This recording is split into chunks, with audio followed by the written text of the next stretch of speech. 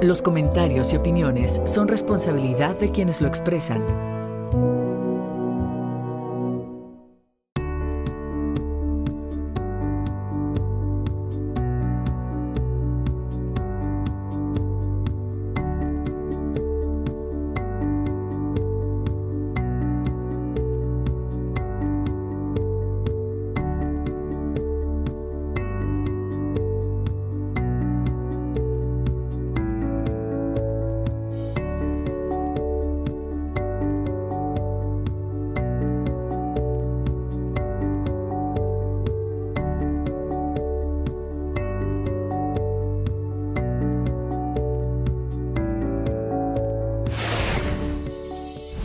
Hola, ¿qué tal? ¿Cómo está? Bienvenido a 30 Minutos.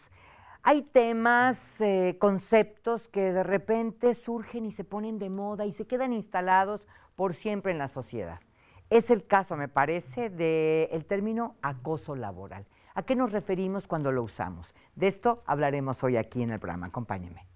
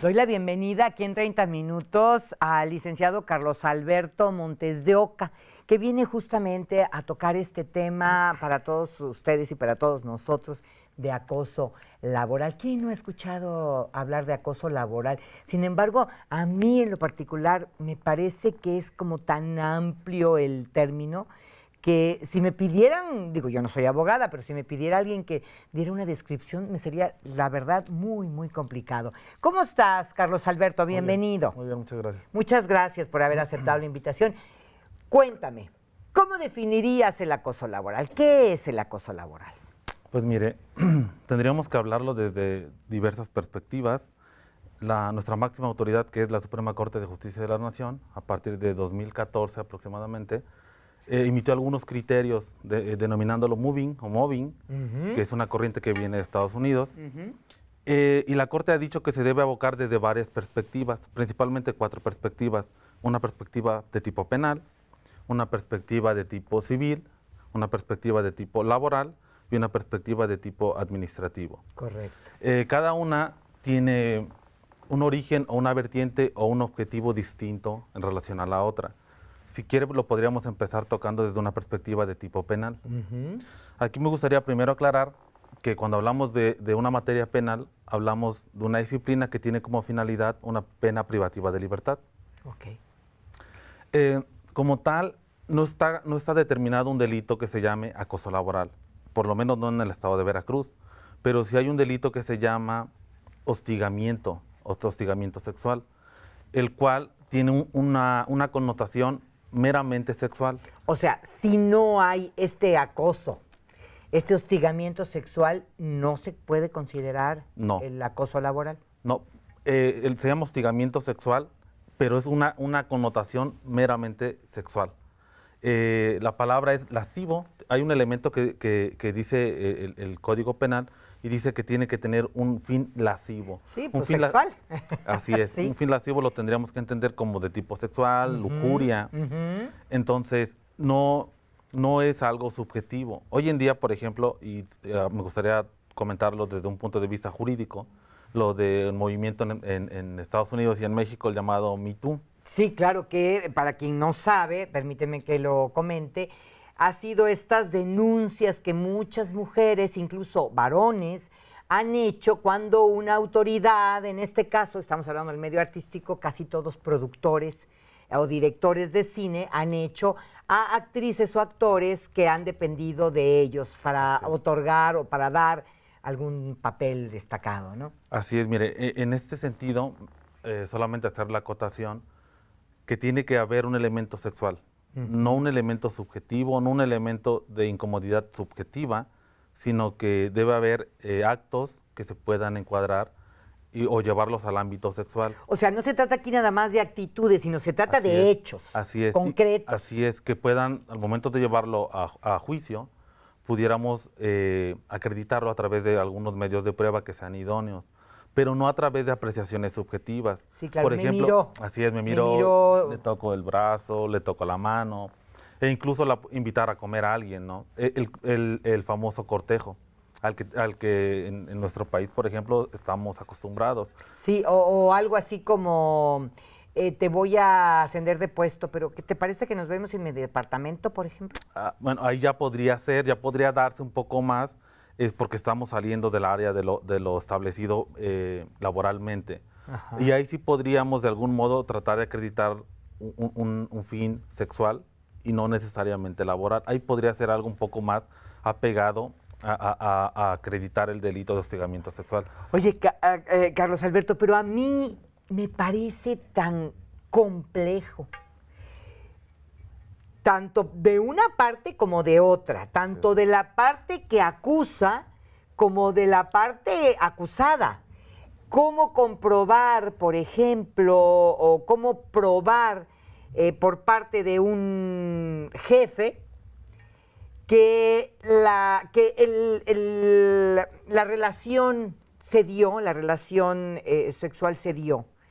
Me estoy refiriendo no al acto sexual en sí, sino esta relación, ¿no? Donde se intercambiaron a lo mejor caricias o cosas así.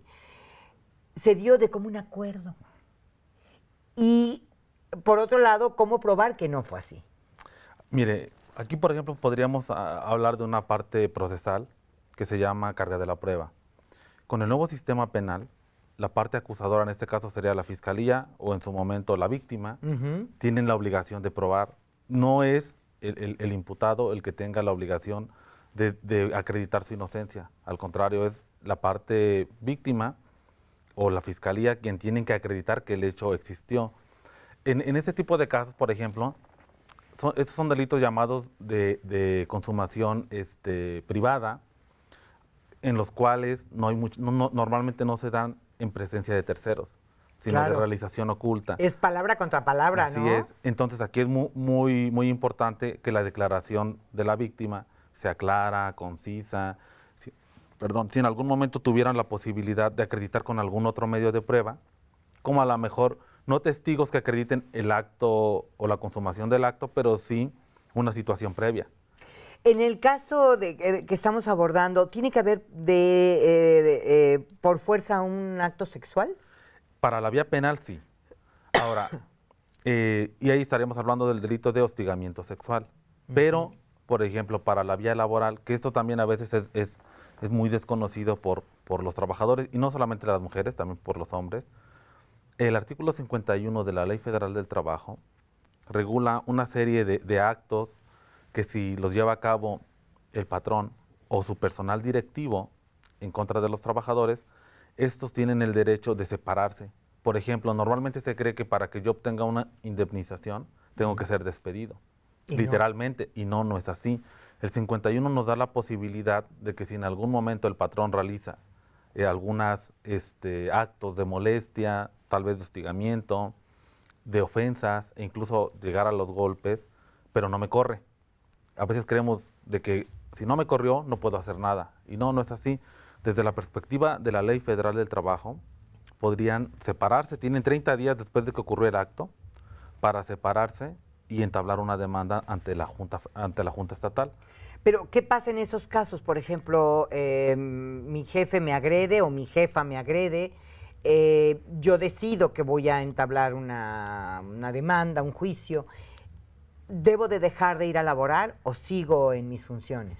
La ley lo marca como una separación laboral. O sea, tengo que abandonar. Podría de algún modo separarse, demandar dentro de los 30 días siguientes y pedir una indemnización.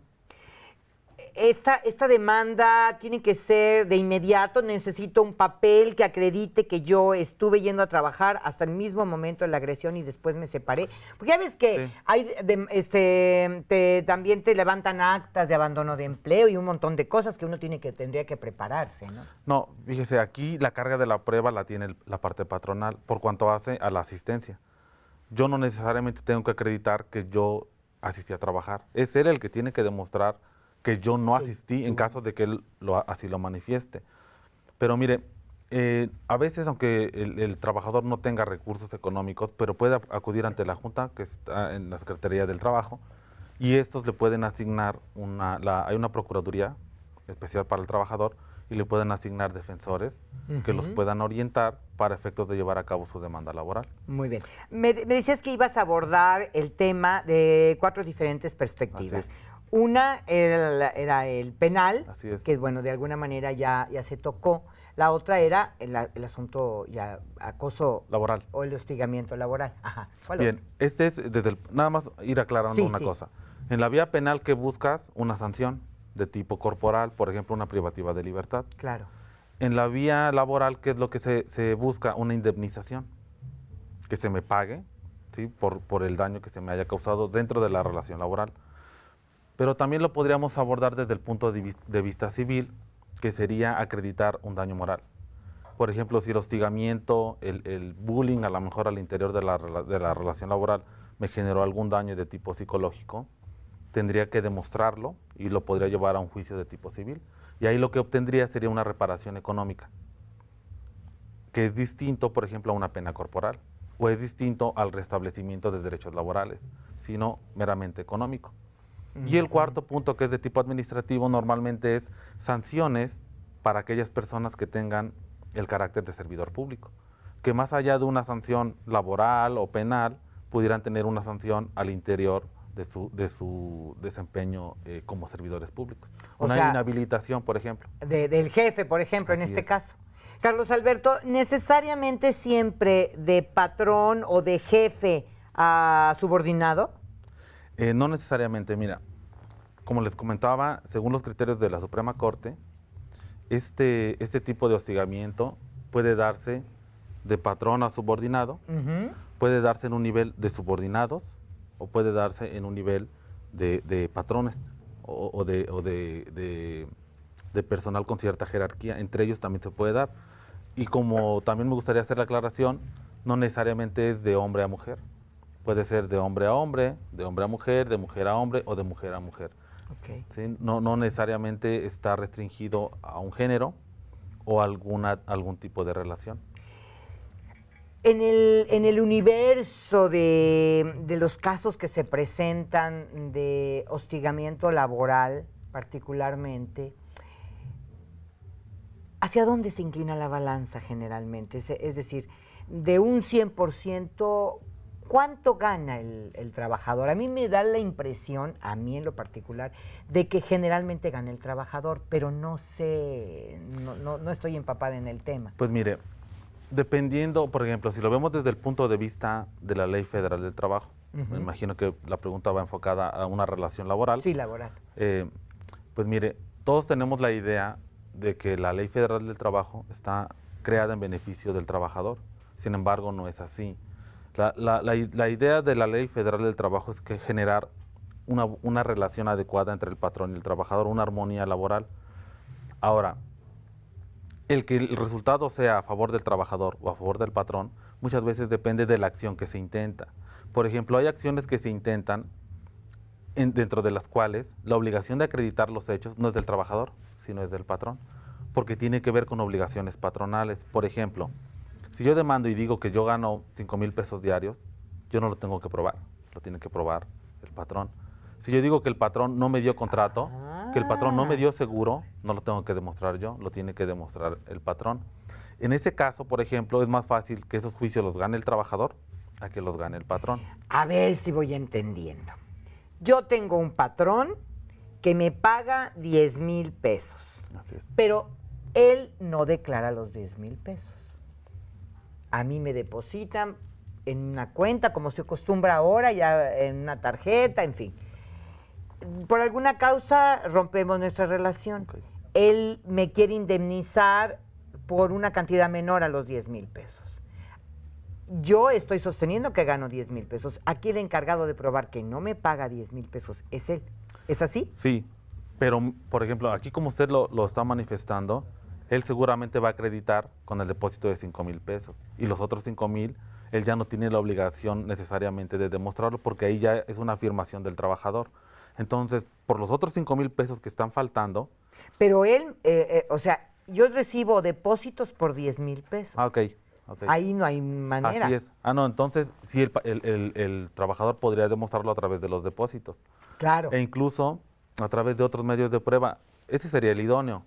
Pero hay situaciones que no se demuestran con pruebas idóneas porque no existen.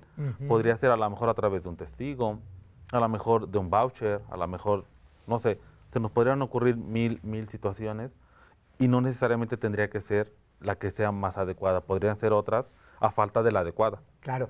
Ahora, cuando decimos hostigamiento laboral, ¿a qué nos referimos? Es decir, me cambian de tareas, me ponen horarios que no son adecuados. ¿Cómo podríamos darnos cuenta de que estamos siendo víctimas de acoso laboral? Mire, aquí yo le diría que lo importante sería analizar el contrato de trabajo. Porque para saber que mis actividades fueron cambiadas, partimos de un estándar, y el estándar sería el contrato laboral. Entonces, cuando iniciamos una relación laboral es importante que queden bien establecidas cuáles son mis obligaciones, para que en el momento que éstas cambien, yo pueda hablar de un cambio de relación o de la relación laboral, y ahí yo pueda ver qué derechos me están siendo afectados para saber qué acción puedo entablar. Normalmente en este caso sería de tipo laboral, y podría usted lograr el restablecimiento de sus derechos. O incluso, si usted lo prefiere así, podría una indemnización. Esto también es importante, mire, en los juicios de tipo laboral, muchos creemos que me salgo, demando y siempre voy a obtener la indemnización, pero voy a perder el trabajo. Claro. Y no necesariamente, tienes una elección, o puedes pedir la restitución de tus derechos laborales, o sea, regresar al trabajo con el restablecimiento de los derechos, o en su defecto, si no lo quieres así, una indemnización. Pero es elección del trabajador elegir ya sea la indemnización o la restitución de sus derechos. No, pues hay que ponerse a estudiar, ¿verdad? Yo he visto casos de verdadera injusticia, pues para un lado y para el otro, porque también se dan trabajadores mañosos que quieren abusar del patrón y sacar a través de la ley pues beneficios que ni siquiera se han ganado. Así es, mire, esto también está regulado dentro de la Ley Federal del Trabajo. Y dice que son causas de rescisión de la relación laboral sin responsabilidad para el patrón. ¿Qué es lo que puede hacer el patrón? Rescindir la relación y no pagarle esta indemnización de la que le estaba hablando con ¿Pero anterioridad. cuáles son esas causas? Por ejemplo, de lo que usted me mencionaba, yo entro a un puesto y digo que soy especialista en marketing. Y resulta que cuando me ponen a realizar actividades propias del marketing, no las sé desempeñar. O sea, mentí en las habilidades o capacidades para obtener el puesto. En ese sentido, el patrón tiene el derecho de rescindir la relación, porque fue engañado. Pero hay que probar. Así es. Mire, él, por ejemplo, ¿cómo lo tendría que probar? Primero con los documentos que la persona ofreció, afirmando que tiene el conocimiento o las destrezas que su documento están demostrando. O sea, ahí es un engaño. Así es. Ajá. ¿Qué más? Por ejemplo, que el trabajador de manera dolosa cause daños al interior del trabajo. Dolosa. Por ejemplo, que tire la mesa de manera dolosa. ¿Que llegue borracho? Podría ser también, es una de las causas de rescisión sin responsabilidad para el patrón. Y ahí, como le mencionaba, el trabajador no obtendría ninguna indemnización. Es el derecho que tienen los patrones. Muy bien. Sí, sí, finalmente la ley es para todos, ¿no? Así es. Entonces aquí lo que se tendría que hacer es, pues, tener las pruebas y poderlas aportar. Así es. Como le decía, dependiendo la acción, hay pruebas que son obligación del patrón y hay otras que no, que el trabajador es quien tiene que aportarlas. Por ejemplo, mire, desgraciadamente cuando hablamos de acoso, como lo estaba mencionando la manera anterior o en un momento antes, se refería, por ejemplo, al hostigamiento. Supongamos que el patrón te invita a salir o supongamos que el patrón comete un acto que no normalmente es ordinario dentro de una relación laboral. Ahí estamos hablando ya, pero del sexual. Del sexual o a lo mejor un golpe, una ofensa. ¿Me explico? Ahí, para bien o para mal, ese tipo de pruebas sí las tiene que aportar el que se está doliendo del acto, en este caso el trabajador. Hace relativamente poco tiempo aquí en el municipio de Jalapa se dio un caso, seguramente lo conociste, de una trabajadora que se quería relevar de sus funciones, a la cual no se le había removido del cargo y fue maltratada por su jefe inmediato y ella tuvo la habilidad de grabar el momento. Esto es contundente, ¿no? Sí, siempre y cuando, por ejemplo, mire, si es de tipo penal, el Código Nacional establece que estos medios de prueba se pueden aportar siempre y cuando sean aportados por alguna de las partes que intervino dentro de la grabación. Pero si es aportada de manera ilegal o es obtenida de manera ilegal, desgraciadamente no serviría como prueba, como medio de prueba. En el caso que usted me menciona, si ella fue la afectada y fue ella directamente quien grabó, sí, evidentemente le sirve como un medio de prueba que en su momento podría resultar contundente para una resolución determinada. Pero es difícil escapar a una prueba así, ¿no? Hoy en día, la verdad, ya con el avance en medios digitales, no sé, podrían de algún modo tratar de acreditar alguna falsedad dentro del video, no sé. Pero podríamos pensar que es algo más cercano a lo contundente. Hoy en día ya no tenemos una prueba tasada, sino una libre valoración de las pruebas. O sea que el juez, al momento de apreciarla, aun cuando pueda parecer muy contundente, si tiene otro legajo de pruebas que le hacen suponer una idea contraria a lo que se está viendo en el video, podría el juez, en algún momento, fallar de forma contraria a lo que podría indicar el video. Claro. Y esto, fíjese que no necesariamente es malo. ¿Por qué? Porque antes, por ejemplo, pruebas tasadas, la confesión.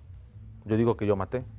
Y no necesariamente fui yo, a lo mejor lo digo para cubrir a mi hermano, a mi mamá, a un amigo. O estoy siendo obligado a confesarlo, ¿no? En el caso de los medios digitales, es posible que haya una alteración.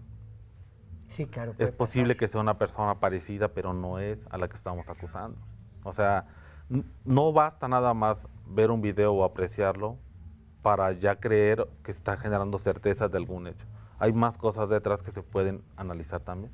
Es fascinante este mundo de las leyes, ¿no? Sí, la verdad sí, es lo rico es que hablamos de actos o de procesos lógicos. En el fondo el derecho, más que complejo, es solamente un cúmulo de reglas lógicas y sobre estas tenemos que ir trabajando. Claro, y bueno, pues saber que finalmente todos somos seres humanos y que habrá ocasiones en que hay fallos que no son tan justos como uno quisiera, pero finalmente son movidos por la ley. Así es, mire, desgraciadamente o afortunadamente para otros, el juez no es ubicuo, no es Dios. Claro. El juez solamente puede determinar en base a las pruebas que se ofrecen frente a él. Y si desgraciadamente la defensa no tiene la capacidad para acreditar el hecho, pues es posible que algo que haya acontecido y que merezca una sanción determinada no resulte así, desgraciadamente. Pero sí. ahí es la aportación de pruebas. Así es. Muy bien. Yo te quiero agradecer mucho, Carlos Alberto, el que hayas venido a 30 minutos. Ha sido muy explícito. Creo que tenemos una idea ya mucho más clara de lo que estamos hablando cuando recurrimos a los conceptos de hostigamiento sexual, hostigamiento laboral y saber, bueno, que no tenemos por qué sufrir ninguna de estas problemáticas y que tenemos siempre armas que nos pueden ayudar a salir adelante de una situación que parece ser desventajosa y dañina para nosotros. Así es. Así es, la verdad es que además hay autoridades que hoy en día nos pueden apoyar cuando se esté en esta situación y no necesariamente tienes que invertir cantidades económicas muy altas. Muy bien. Que te vaya muy bien. Gracias. Muchas Y a gracias. usted le agradezco también el favor de su atención y lo espero en la próxima, aquí en 30 minutos.